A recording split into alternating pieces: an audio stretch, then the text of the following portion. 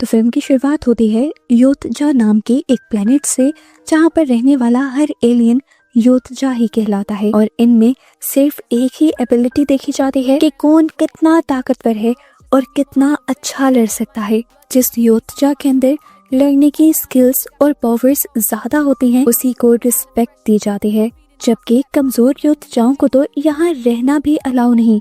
जैसे ही पता चलता है कि कोई योतजा कमजोर है, उसे फौरन ही मार दिया जाता है। और हम ऐसे ही एक योतजा डेक्स से भी मिलते हैं, जो जैसे ही अपने पहाड़ों के बने घर के अंदर आता है, उससे उसका भाई अपनी तलवार से लड़ने लग जाता है, क्योंकि वो डेक्स से बहुत ज्यादा प्यार करता है और नहीं चाहता कि कोई भी डेक को मार दे।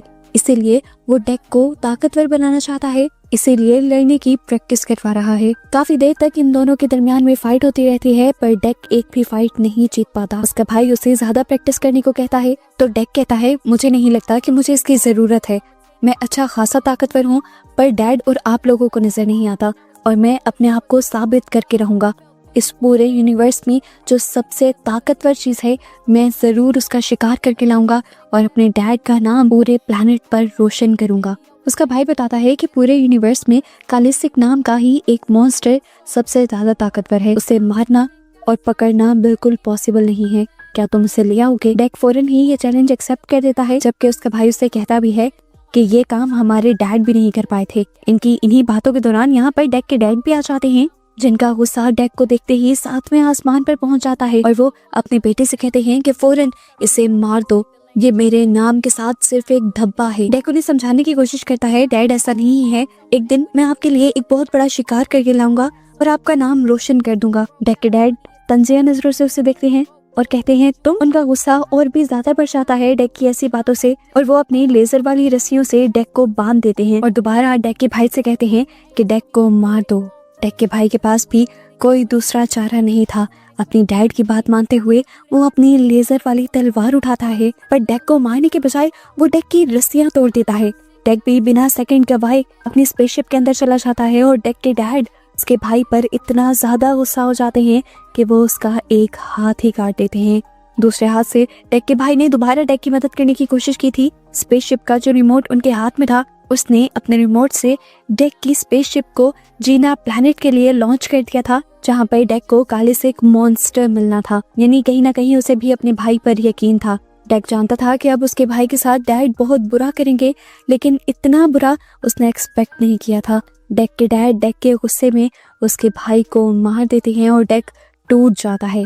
सीन कट होकर अगले सीन में हमें दिखाया जाता है कि डेक जीना प्लैनेट पर पहुंच गया था। प्लैनेट के अंदर आते ही प्रेशर इतना ज्यादा बढ़ जाता है कि उसकी स्पेसशिप के सारे शीशे टूट जाते हैं और अपने आप को बचाने के लिए डेक एक कैप्सूल में बैठ जाता है और उसकी क्रैश लैंडिंग होती है जीना के जंगलों में। अब डेक क्योंकि योतजा था, उसे लगता था कि इसीलिए वो बहुत ज्यादा ताकतवर है। उनके पास हमेशा से लड़ने के लिए तरह तरह के हथियार भी होते थे, जिसको डेक ने अपने पूरे कपड़ों में छुपाया हुआ था। पर उसने एक्सपेक्ट नहीं किया था कि जीना प्लैनेट उसकी सोचों से भी कहीं ज्यादा खतरनाक है और यहाँ के पौधे भी मॉन्स्टर हैं। जंगल में निकलते ही पौधे उसके ऊपर हमला कर देते हैं और उसके सूट में से सभी वेपन्स निकाल लेते हैं, जिसके बाद इन पौधों की बड़ी बड़ी सी बेलें डेक के ऊपर हमला कर देती हैं। डेक अपने हाथ की लेजर वाली तलवार से इन बेलों को बहुत मुश्किल से काटता है और ऐसे आगे बढ़ता रहता है। रास्ते में बहुत से पौधे उसके ऊपर हमला करते हैं, कोई उसका पाँव जकड़ता है तो कोई उसे पूरा पकड़ने की कोशिश करता है, पर सारी ही बेलों को काटने के बाद डेक फाइनली इस जंगल से बाहर निकल ही आता है। इस टाइम तक डेक बहुत ज्यादा जख्मी हो गया था। पहले उसने बैठकर अपनी मरहम पट्टी की और फिर उसने आगे बढ़ने का फैसला किया। अभी तो उसे ये भी नहीं पता था कि कालिसिक को पकड़ने के लिए उसे जाना किस तरफ है। आगे बढ़ने पर उसका सामना बहुत सारे ऐसे फूलों से भी होता है, जो उसके करीब जाते ही उसे नुकसान पहुंचाने के लिए अपना मुंह भी खोल लेते हैं। डेक समझ गया था कि इस प्लैनेट पर हर कदम सोच समझ के रखना होगा। तभी उसे कुछ कदम दूरी पर दरख्तों में लटकी हुई एक लड़की नजर आती है, जिसका नाम थिया था। थिया डेक को अपने पास बुलाती है और कहती है यहाँ के तो नहीं लगते तुम, यहाँ पर क्या करने आए हो? डेक थिया को बता देता है कि मैं योतजा प्लैनेट से आया हूँ और एक योतजा हूँ और यहाँ पे कालिसिक मॉन्स्टर का शिकार करने आया हूँ, ताकि अपने योतजा प्लैनेट पर यह साबित कर पाऊँ कि मैं सबसे ज्यादा ताकतवर हूँ। थिया कहती है मुझे लगता है कि तुम अभी तक इस बात को नहीं जानते कि ये प्लैनेट कितना ज्यादा खतरनाक है और इस टाइम जिस जंगल के अंदर तुम खड़े हो वो इस प्लैनेट की खतरनाक तरीन जगह है। मुझे नहीं लगता कि तुम आगे बढ़ पाओगे या सरवाइव कर पाओगे। अगर तुम चाहो तो मैं तुम्हारी मदद कर सकती हूँ, क्योंकि मैं इस जगह को बहुत अच्छे से जानती हूँ। पर डेक कहता है नहीं, मुझे इसकी जरूरत ही नहीं। वो कहती है सोच लो, कालिस्क तक पहुँचने का रास्ता भी जानती हूँ मैं। ये सुनने के बाद डेक मान जाता है और उस लड़की को वहाँ से उठा लेता है और तब पता चलता है कि वो लड़की कोई इंसान नहीं थी, बल्कि वो एक सिंथेटिक थी, यानी इंसान और मशीन का एक कॉम्बो थी। डेक उसे अपने पीछे लटका लेता है और अपना सफर शुरू कर देता है। थिया अभी डेक को अपनी स्टोरी बता ही रही थी कि वो पिछले 2 साल से ही यहाँ पर अटकी हुई है कि तभी अचानक से एक उड़ता हुआ ड्रैगन आकर डेक के ऊपर हमला कर देता है और उसके हमले से डेक बेहोश हो जाता है। थिया अपने हाथों का इस्तेमाल करते हुए उस ड्रैगन को मारकर यहाँ से भगाती है और फिर डेक को होश में लेकर आती है और कहती है अब मानते हो ना कि तुम मेरे बगैर आगे नहीं चल सकते। डेक ने थिया को अब अपने पीछे लटका लिया था। चलते हुए अब इन्हें एक नदी को पार करना था जिसके अंदर खूनखार मछलियां थी। वो इन्हें खा जाती, लेकिन थिया को इन सारी मछलियों को मेंटली कंट्रोल करना आता था और इसी की वजह से ये लोग इस नदी को भी सेफली पार कर लेते हैं। नदी को पार करके ये लोग थोड़े सेफ जंगल में पहुंचे थे। डेक अपनी आसानी के लिए यहाँ से बेलें उतार कर उन बेलों के जरिए थिया को अपने साथ बांध देता है और फिर लंबा सफर तय करने के बाद ये लोग रात को आराम करने का सोचते हैं। थिया अपने बारे में डेक को बताती है कि उन्हें प्लेनेट अर्थ से इंसानों ने यहाँ पर भेजा है इस प्लेनेट की रिसर्च करने के लिए। इनको भी मिशन मिला है कालसिक नाम के मॉन्स्टर का शिकार करने का। वो बताती है कि इंसान बहुत ज्यादा कमजोर होते हैं, उनका यहाँ पर सरवाइव करना मुमकिन नहीं था, तो इंसानों ने हम जैसे सिंथेटिक बनाए, यानी इंसानों और मशीन के जरिए जैसे क्रिएचर को बनाया।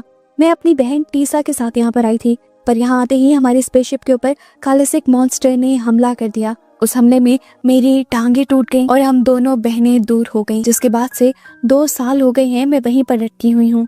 सीन कट होकर अब हमें थिया की बहन टीसा को भी दिखाया जाता है, जो इस टाइम अपनी स्पेसशिप के अंदर थी। उसने काफी हद तक अपनी स्पेसशिप को रिपेयर कर लिया था और स्पेसशिप के ही एक चैम्बर में इस टाइम वो बैठी हुई थी, जहां बहुत सारे रोबोटिक हैंड्स अब टीसा को रिपेयर कर रहे थे। और यहाँ पर हमें ये भी पता चलता है कि टीसा भी फौरन से थिया को ढूंढना चाहती थी, वो उसके लिए काफी परेशान थी। खैर यहाँ पर सुबह भी हो जाती है और दोबारा हम डेक और थिया को देखते हैं, जो अब कालसिक के ठिकाने की तरफ बढ़ रहे थे, लेकिन रास्ते में उन्हें खेतों से होकर गुजरना था जहाँ के पौधे बहुत ज्यादा नोकीले थे और इन्हीं खेतों के अंदर बहुत बड़े बड़े से मॉन्स्टर भी थे। थिया डेक को बताती है कि इन मॉन्स्टर से बचना होगा क्योंकि ये कालसिक के गार्ड्स हैं और वक्त पड़ने पर कालसिक इन्हें अपना शिकार भी बना लेता है।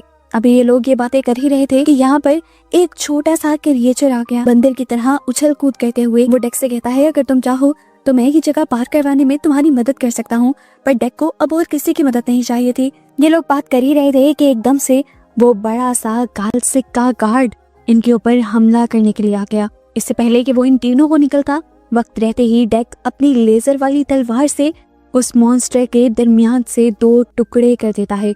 इससे पहले कि ये लोग भागते यहाँ से, एक दूसरा बड़े बड़े टेंटिकल्स वाला मॉन्स्टर इन दोनों को ही अपने टेंटिकल्स में पकड़कर उठा लेता है। इससे पहले कि ये क्रिएचर उन्हें खा जाता, पहले वाला वो बेबी क्रिएचर उस क्रिएचर के टेंटिकल को काटते हुए इन दोनों की जान उससे छुड़वा लेता है और गुस्से में ये क्रिएचर अब उस बेबी क्रिएचर को ही पकड़ लेता है। और इससे पहले कि वो उसे खा जाता, डेक दोबारा बहादुरी दिखाता है और एक बड़ी सी जंप करते हुए एक दरख्त को तोड़ देता है जिस पर उस क्रिएचर ने अपना टेंटिकल फंसाया हुआ था। दरख्त उस क्रिएचर के ऊपर गिरता है और दूसरी तरफ से डेक भी जंप करते हुए आता है और इस क्रिएचर की आंख में हमला करते हुए उसे मार डालता है। और ऐसे फाइनली तीनों की जान बच जाती है और अब यहाँ से ये तीनों एक साथ चलने का फैसला भी कर लेते हैं। दूसरी तरफ हमें टीसा को दिखाया जाता है, जो अब अपनी बहन थिया को ढूंढने के लिए जंगलों में निकली थी और वहां पहुंच गई थी जहां पर डेक की क्रैश लैंडिंग हुई थी। स्पेसशिप से वो स्पेसशिप के बारे में सारी इंफॉर्मेशन पता चला लेती है कि ये स्पेसशिप योत्जा प्लेनेट से आई है और यहाँ पर एक योत्जा भी है। कड़ी से कड़ी मिलाने पर उसे भी समझ आ जाता है कि उसकी बहन भी उस योत्जा के साथ ही है। सीन कट होकर दूसरी तरफ हम दोबारा इन तीनों को देखते हैं जो रात गुजारने के लिए अब आग जला चुके थे। डेक और उस बेबी क्रिएचर को तो कुछ खाना था, इसीलिए वो दोनों अपने अपने लिए शिकार कर लेते हैं, पर थिया बताती है कि मैं एक सिंथेटिक हूँ, इसीलिए मुझे भूख नहीं लगती।